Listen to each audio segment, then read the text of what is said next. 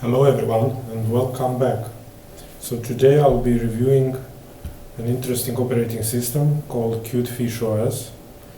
It is in development right now and it's a beta version, but it's pretty interesting operating system and the Linux distro which runs is Debian, so has great potential for the future and is very close looking to the Mac. So let's see what we have here. I'll use NeoFetch. So we have OS Debian GNU Linux 11. So it's based on version 11 of Debian kernel. It's like 5.10 exact version.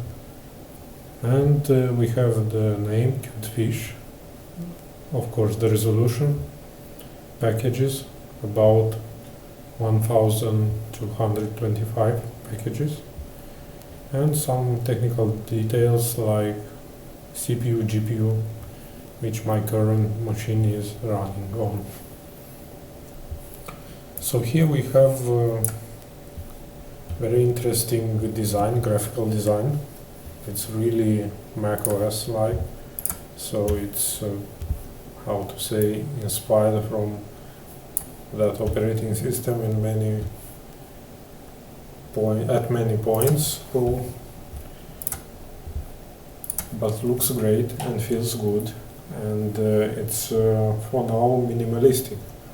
They have also a website which is like cutefishos.com, where you can download the operating system.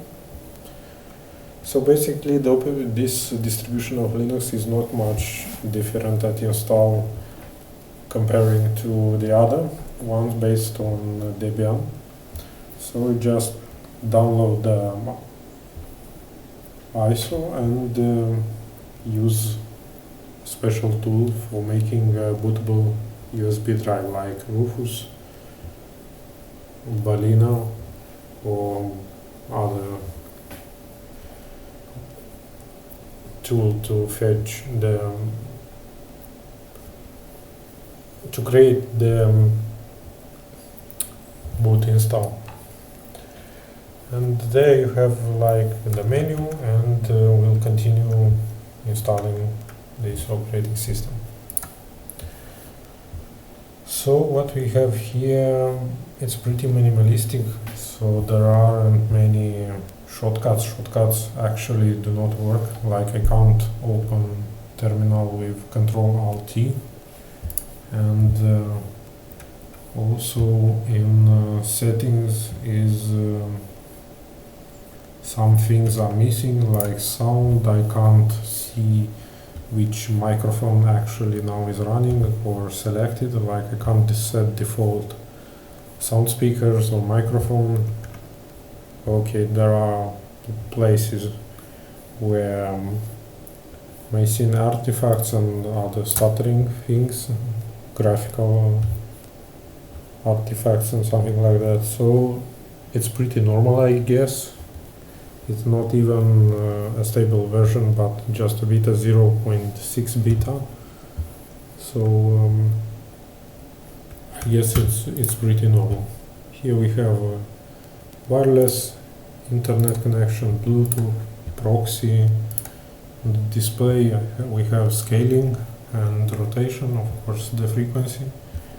One thing I like is that the graphical packages, I think they are up to date and do not require additional installation, which is good, but some repositories from Debian are missing, and they are actually necessary to be installed. So you can actually download and use some apps in the terminal. Here we have appearance. We can use light or dark. I prefer dark, and system effects. There are also interesting effects like this one from the taskbar, let's say. We have fonts, of course, different sizes. Background we can choose, but also limited. I see only these abstract images. I can't set custom wallpaper yet, or something like download a wallpaper and or a landscape with nature, trees, or other stuff. Pretty minimalistic. Dock we have like different sizes. We have always hide, always show, or smart hide. Smart hide is actually when running full screen apps, it will practically hide the dock. Interesting is when you run like side-by-side applications, it won't hide this bar, which is interesting again. Maybe because this way is intended, maybe it's a bug, I don't know. Okay, you can also change the placement of this bar. And users, of course, classical user. Sound, which I said about, I can't recognize which microphone is which one and what speakers are right now actually selected, which is a bit confusing. We don't know what sound is active right now, so needs the work to be done, but maybe it will improve. So here we have the mouse, how to look like classical one and Cutefish dark. Also mouse have some glitches sometimes, like when put here on this bar, sometimes go like this way, but it's selected like this design with Cutefish dark. Date and time, language, power. Power is actually also interesting because if select like performance, it will reset to power save when restart the machine, which is again interesting and weird.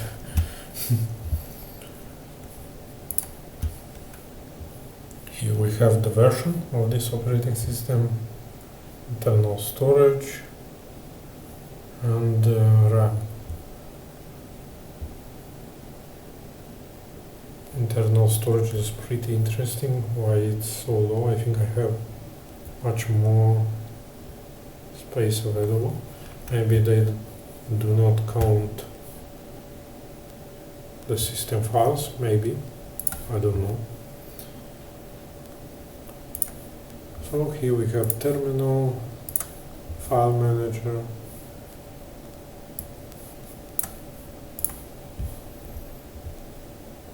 video player, screenshot, package install. Package installer also have a problem.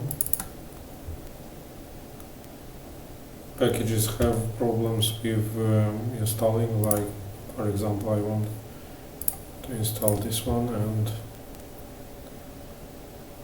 cannot rebuild dependencies, which is I think an issue. And right now packages work installing only from the terminal. Sometimes packages even do not work from terminal, which is again not very good and a weird thing. Also shortcuts like search with super and S or the Windows button and S shortcut do not work. Shortcuts with Control Alt and terminal, for example, or going to desktop also do not work. And shortcuts from keyboard with sound, mute sound, volume up, volume down also do not work now. But search here, I think it works. Yeah, it works. Another interesting thing here is like opening two apps.